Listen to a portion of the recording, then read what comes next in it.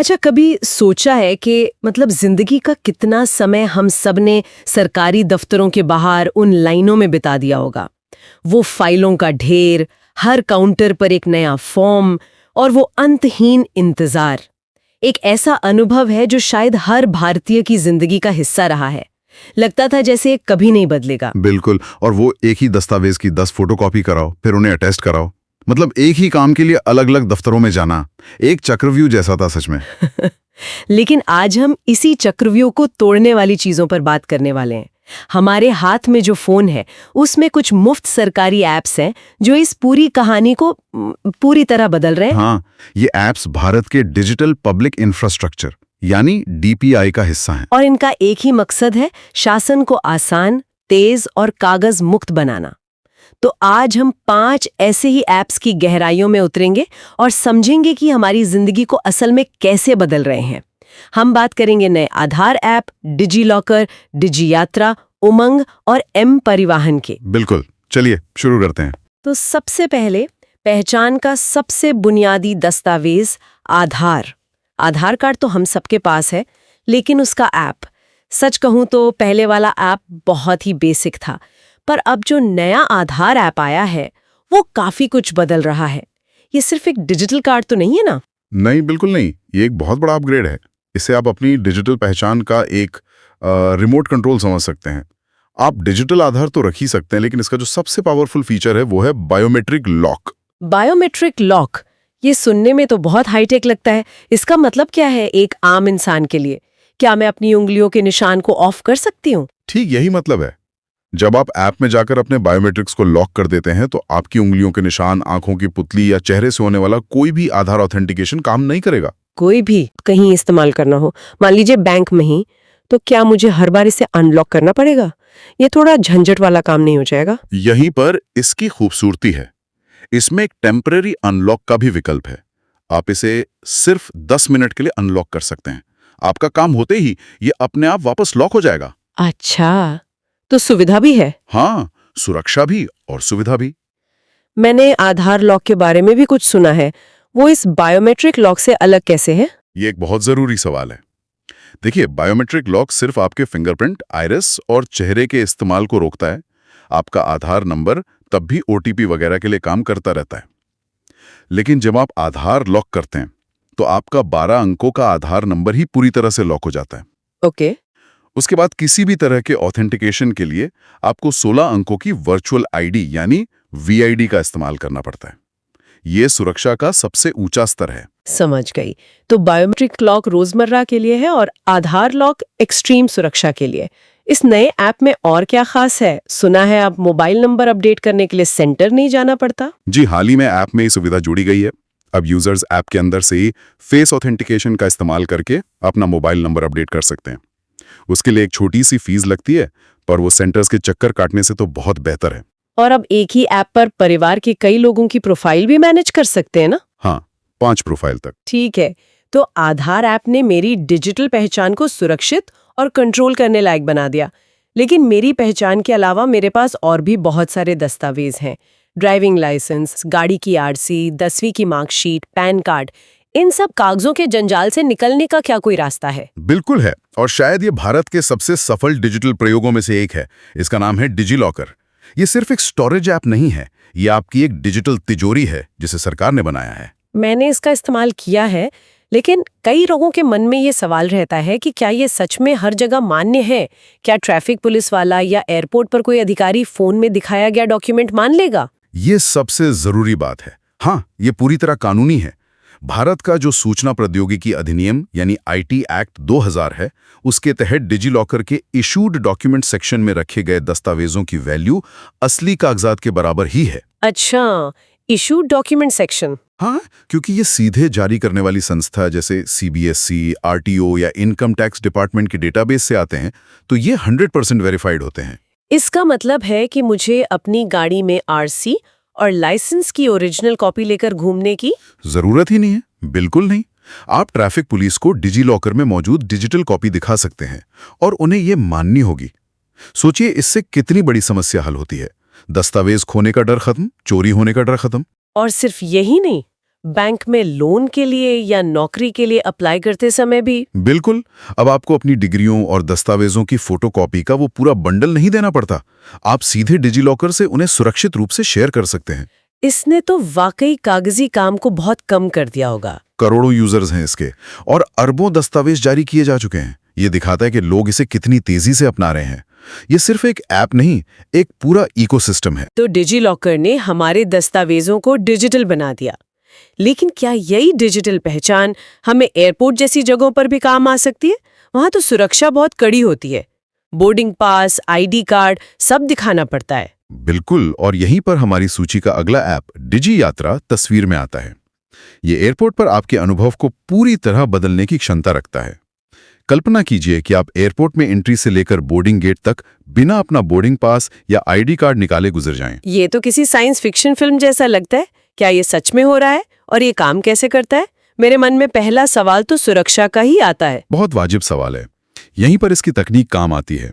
जब आप डिजी यात्रा पर रजिस्टर करते हैं तो ये आपके आधार और आपकी एक सेल्फी का इस्तेमाल करके आपकी एक डिजिटल पहचान बनाता है। मतलब आपका चेहरा ही आपका बोर्डिंग पास और आपकी आईडी बन जाता है? लेकिन मेरे चेहरे का डेटा वो कहाँ जाता है? क्या वो किसी सेंट्रल सर्वर पे स्टोर होता है जहां से वो लीक हो सकता है? नहीं, और यही इसकी सबसे खास बात है।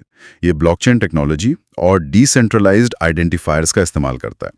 अब इन भारी शब्दों का सरल भाषा में मतलब ये है कि आपकी पहचान का कंट्रोल किसी एक कंपनी या एयरपोर्ट के सर्वर के पास नहीं, बल्कि सीधे आपके फोन में आपके पास रहता है। अच्छा, तो कंट्रोल मेरे हाथ में है? जी। जब आप एयरपोर्ट से गुजरते हैं तो आपका डेटा सिर्फ उस यात्रा के लिए अस्थायी रूप से शेयर होता है और यात्रा पूरी होने के कुछ घंटों के अंदर एयरपोर्ट के सिस्टम से डिलीट कर दिया जाता है। ये सुनकर तसल्ली हुई। ये सेवा कब और कहाँ शुरू हुई थी? इसकी शुरुआत 1 दिसंबर 2022 को वाराणसी, दिल्ली और बेंगलुरु से हुई थी और फिर इसे कोलकाता, पुणे, विजयवाड़ा जैसे कई और हवाई अड्डों पर भी लॉन्च किया गया। अब लाखों यात्री इसका इस्तेमाल कर चुके हैं और एयरपोर्ट पर डिजी बडीज भी होते हैं जो लोगों की मदद करते हैं। बढ़िया है। तो हमने पहचान सुरक्षित की, दस्तावेज डिजिटल किए और हवाई यात्रा को भी आसान बना लिया।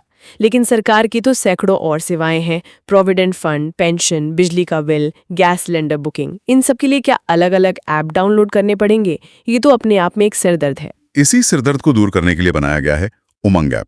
उमंग यानी unified mobile application for new age governance. इसे आप सरकारी सेवाओं का एक सुपर ऐप कह सकते हैं। एक ही जगह पर आपको केंद्र और राज्य सरकारों की 100 से ज्यादा सेवाएं मिल जाती हैं। 100 से ज्यादा? ये तो बहुत बड़ी संख्या है। लेकिन क्या ये असल में काम करता है? मतलब कोई ऐसा उदाहरण है जिसने सच में जमीनी स्तर पर बदलाव किया हो? इसका सबसे बेहतरीन उदाहरण है EPFO यानी कर्मचारी भविष्य निधि संगठन के साथ इसका इंटीग्रेशन। हाल ही में EPFO ने एक नई सुविधा जोड़ी है।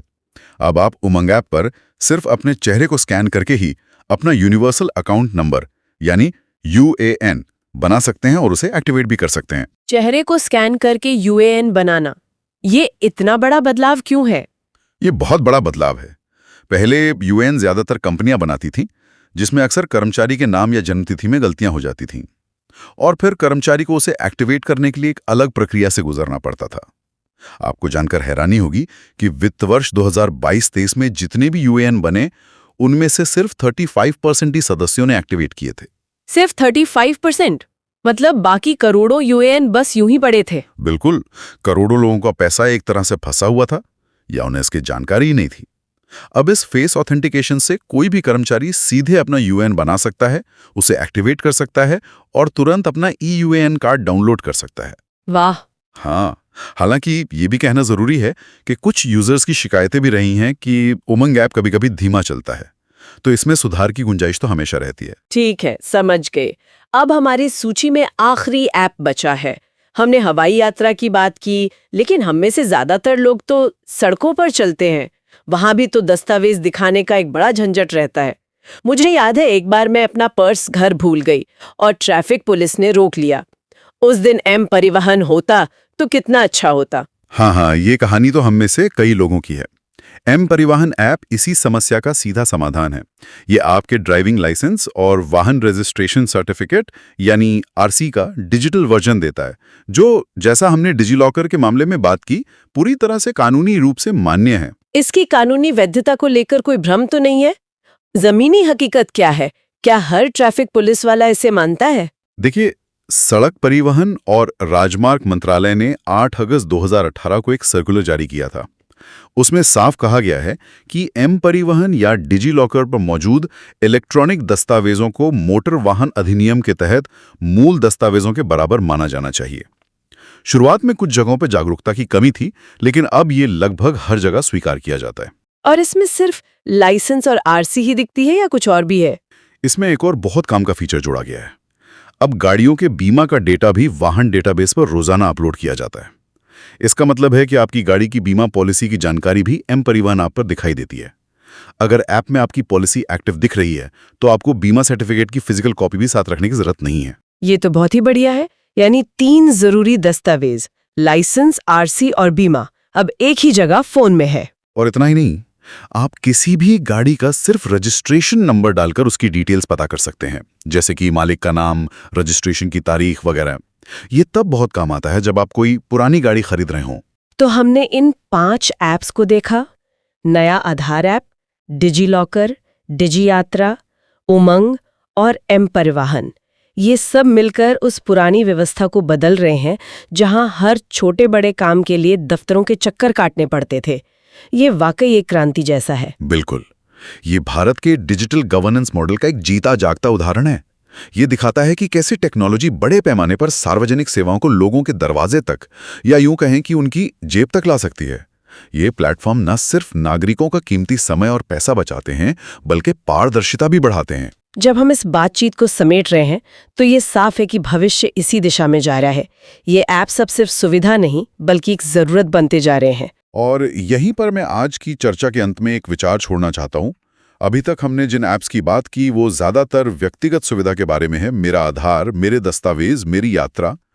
लेकिन अब इसका अगला चरण शुरू हो रहा है। जैसे ईपीएफओ अब माय भारत के स्वयं सेवकों के साथ मिलकर पेंशन भोगियों को उनके घर पर जाकर फेस ऑथेंटिकेशन के जरिए डिजिटल जीवन प्रमाण पत्र देने की योजना बना रहा है। मतलब टेक्नोलॉजी अब उन लोगों तक पहुंच रही है जो खुद टेक्नोलॉजी तक नहीं पहुंच सकते। ठीक यही बात। तो भविष्य में सोचने वाला सवाल ये है, क्या ये तकनीकें सिर्फ व्यक्तिगत सुविधा तक सीमित रहेंगी या ये सामुदायिक सेवा का एक बड़ा जरिया बनेंगी? क्या हम टेक्नोलॉजी का इस्तेमाल उस डिजिटल डिवाइड को पाटने के लिए कर सकते हैं जो उन लोगों को पीछे छोड़ देता है जो डिजिटल रूप से उतने जानकार नहीं हैं, या फिर ये डिवाइड और भी गहरा होगा? इस पर सोचना हम सबके लिए जरूरी है।